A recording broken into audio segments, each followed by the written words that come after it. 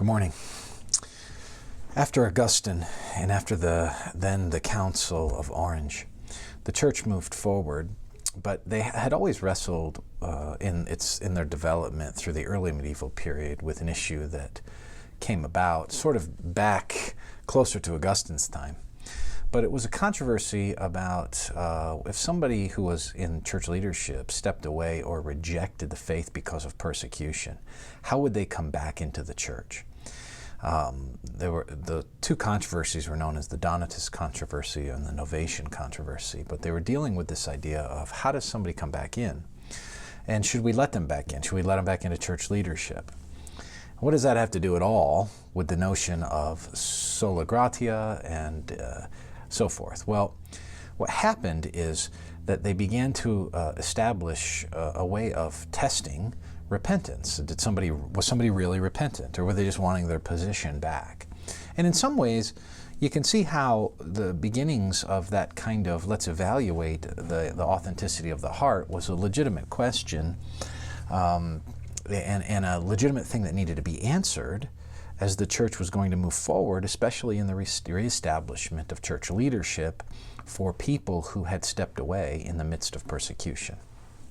So, that grew over centuries, and by the time you get to the middle point of the medieval period, around the early 12th century, a guy named Peter Lombard comes along, and Peter Lombard established what was known as the sacramental system. 7 sacraments. You have baptism, confirmation, the Eucharist, confession, penance, matrimony, and what's called extreme unction, rites at the end of your life. And that system became a system of the distribution of grace. Sacramental, meaning, the sacred, right? That which sanctified. So it was a means of sanctifying. You stepped into these means of grace, sacraments, and you could receive grace as you obeyed in them, and by obeying in them, you could get more grace, and then you'd be able to work.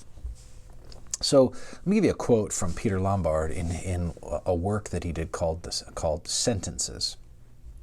And Lombard said, "A sacrament is properly so called, which is a sign of the grace of God and the form of invisible grace, inasmuch as it bears the likeness of the grace and is its cause." That's important. It's the cause of grace.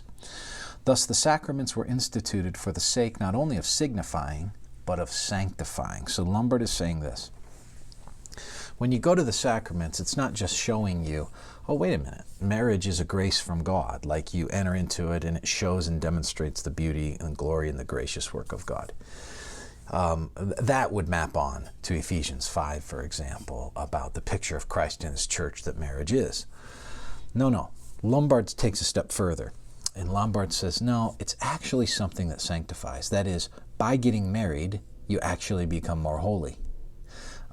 By penance, as acts of demonstrating your repentance, you become more holy.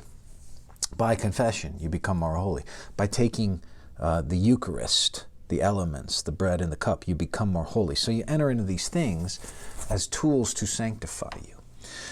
Now, when Luther came on the scene and the other reformers, they're reacting to the sacramental system, because for Luther, he was nurtured as a Franciscan monk. He was nurtured under a Franciscan, as a monk, I should say.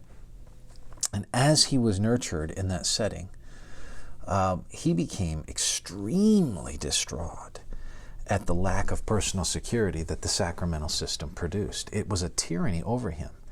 And so what Luther did is he looked back and began to see a theology of grace, and he saw in the text a robust theology of grace. And he realized that the Roman system, the Roman Catholic system, had built up this idea of grace. And I'll conclude with this. That think of it as stairs. Grace is involved, but what happens is you work. And as you obey, you get more grace, right? To do more works, to get more grace, to do more works, and up you go the stairs of your sanctification. But the starting point is works. I don't think anybody doubts that grace and works work together in the sense, but it works together in the sense that grace is the power of God by which I can do anything.